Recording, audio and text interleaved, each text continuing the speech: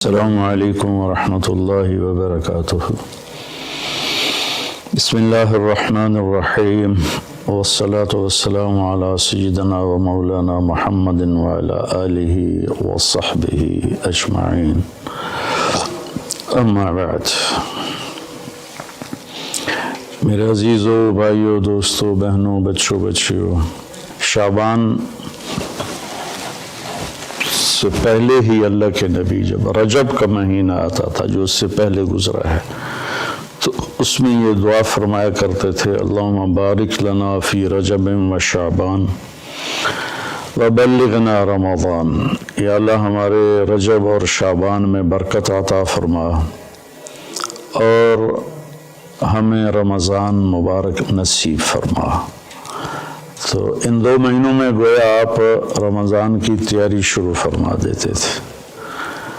عربی زبان ایسی ہے جس میں کوئی لفظ بیکار کا نہیں ہے، بے معنی نہیں ہے۔ جس ہم کہتے ہیں چائے وائے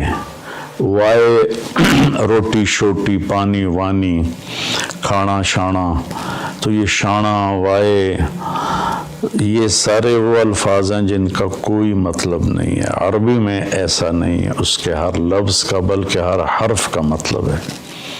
شعبان ایک مہینے کا نام ہے، لیکن شعبان کو شعبان کیوں کہتے ہیں کہ اس مہینے میں عرب چارے پانی کی تلاش میں نکلتے تھے۔ شعب کہتے ہیں متفرق ہو جانا، بکھر جانا، پھیل جانا۔ تو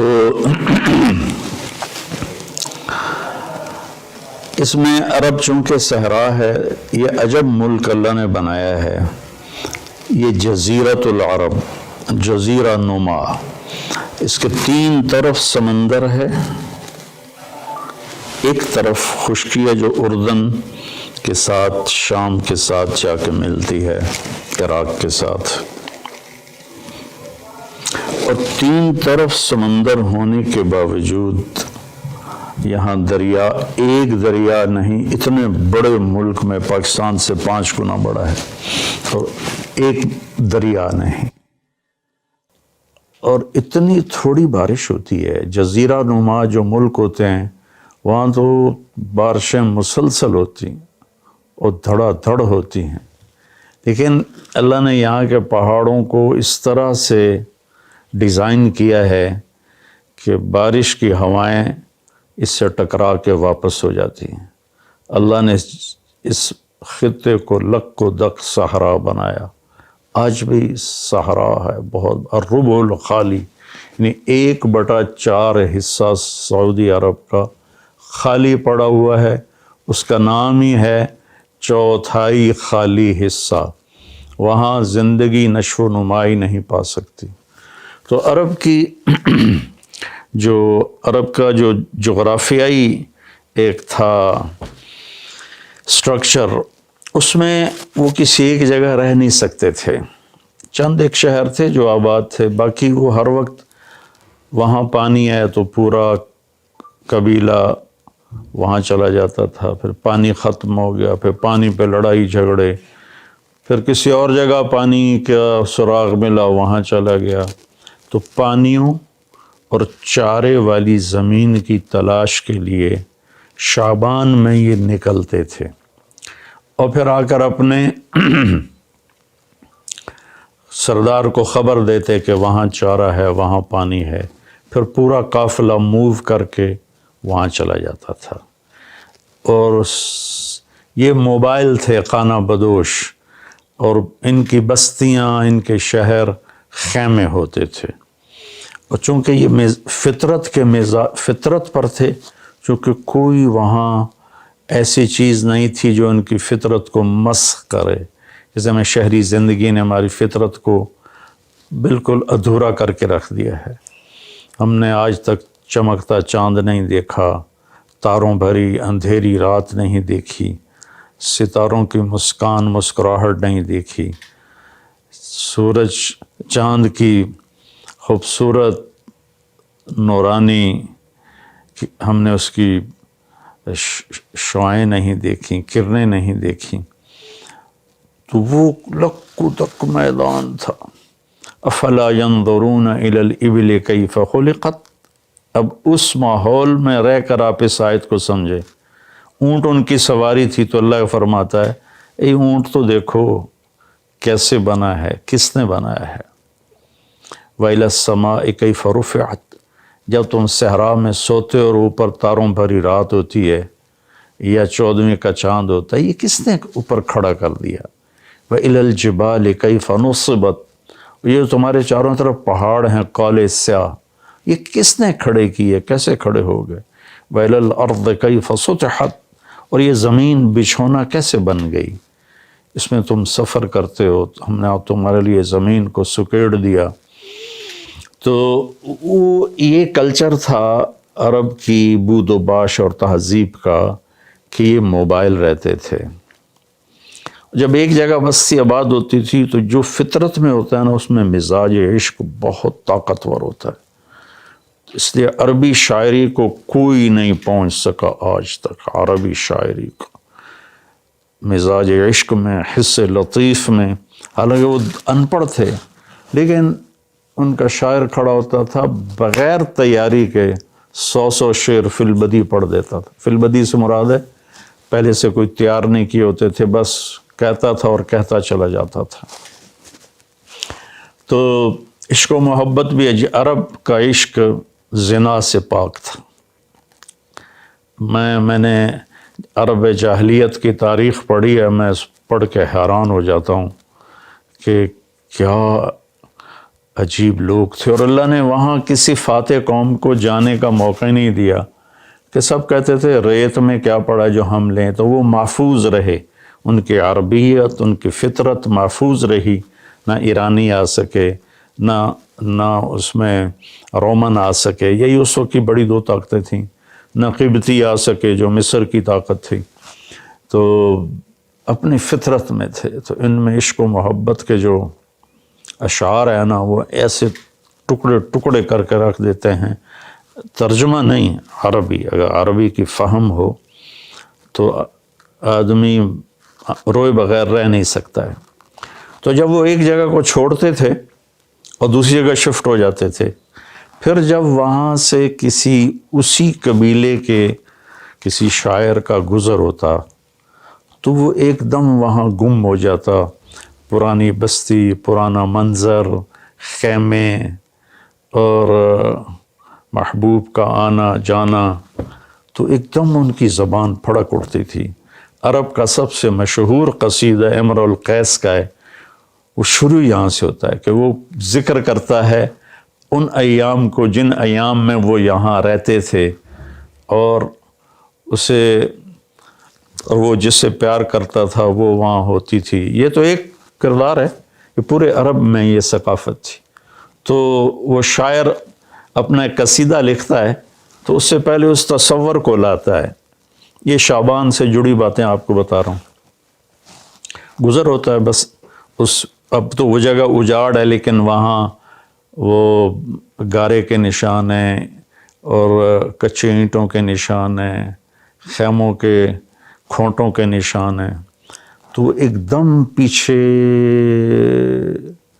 اس کے جھروکے کھلتے ہیں ماضی کے, اور وہ ایک دم آواز لگاتا ہے اپنے ساتھیوں کو, کفا کفا, ارے ٹھہر جاؤ. تو وہ اس کے ساتھی کہتے ہیں کیا ہوا کیا ہوا. نبکی من ذکر حبیب و منزل بسقط اللواء بین الدخول فحوملی.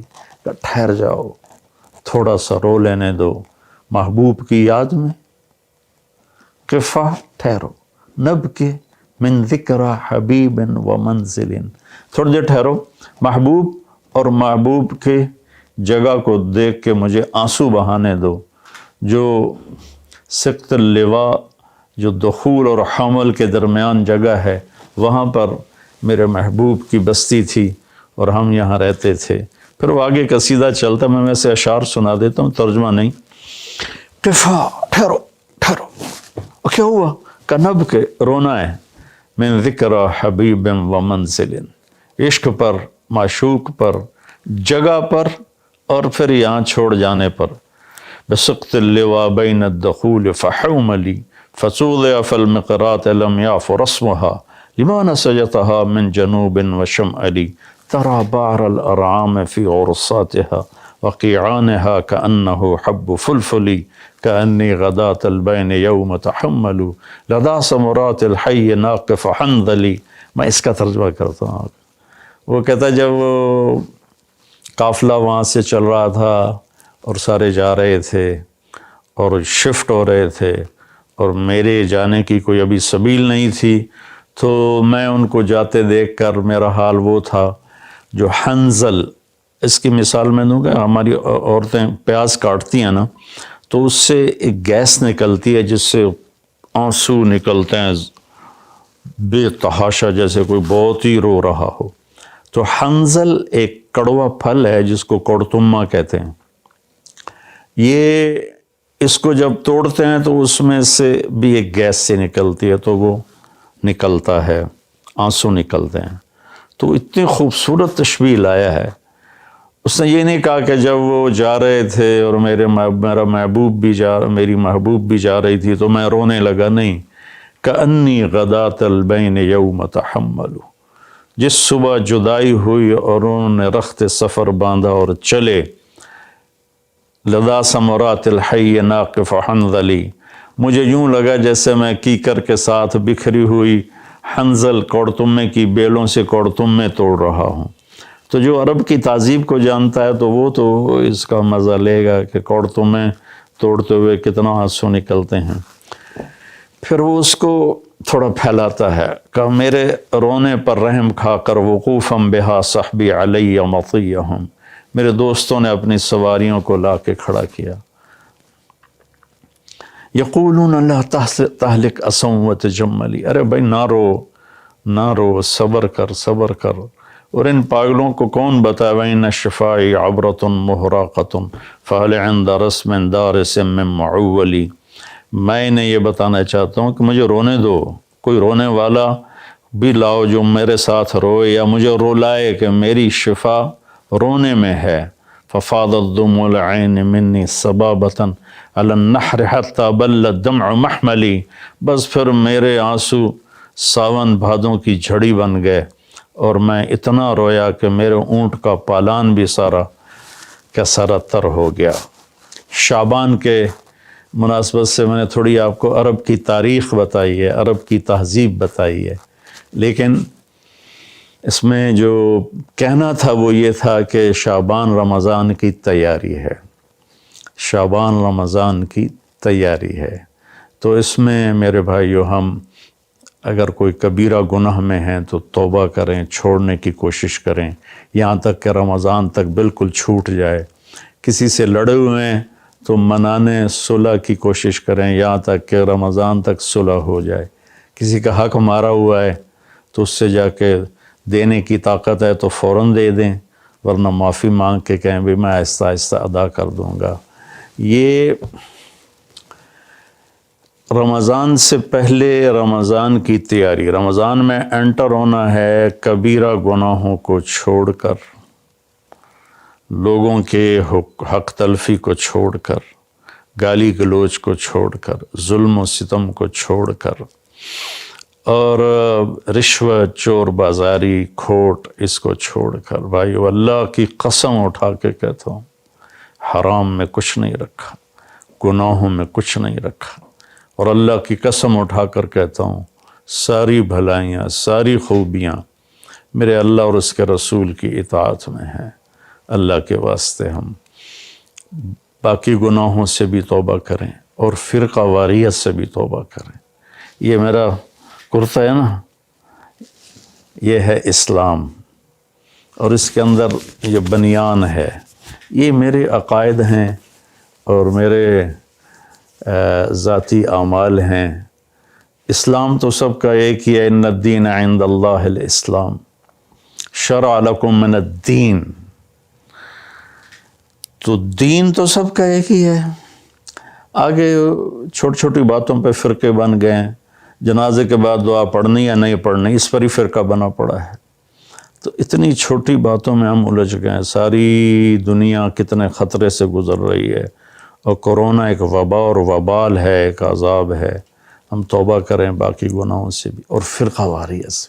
دیکھو میں ہاتھ جوڑتا ہوں، علماء سے بھی کہتا ہوں، یہ دیوبندی بریلوی والا میدان جنگ بند کر دو، یہ شیعہ سنی والا میدان جنگ بند کر دو، یہ حنفی مالکی شافعی حنبلی سلفی یہ میدان جنگ بند کر دو۔ انشاءاللہ جو بھی قرآن اور حدیث کو سامنے رکھ کر عمل کر رہا ہے، اللہ کا فضل اس پر چھائے گا اور وہ ایک دن ضرور جنت میں جائے گا۔ اگر اس کا غلط مطلب بھی سمجھا ہے تو اللہ جو چاہے گا فیصلہ کرے گا۔ ہم اللہ کے واسطے امت بنیں، اپنے ملک کی حفاظت کریں، یا اپنے ملک کی حفاظت کریں۔ اگر ہم کوئی منفی مثبت کام نہیں کر سکتے تو منفی بھی نہ کریں۔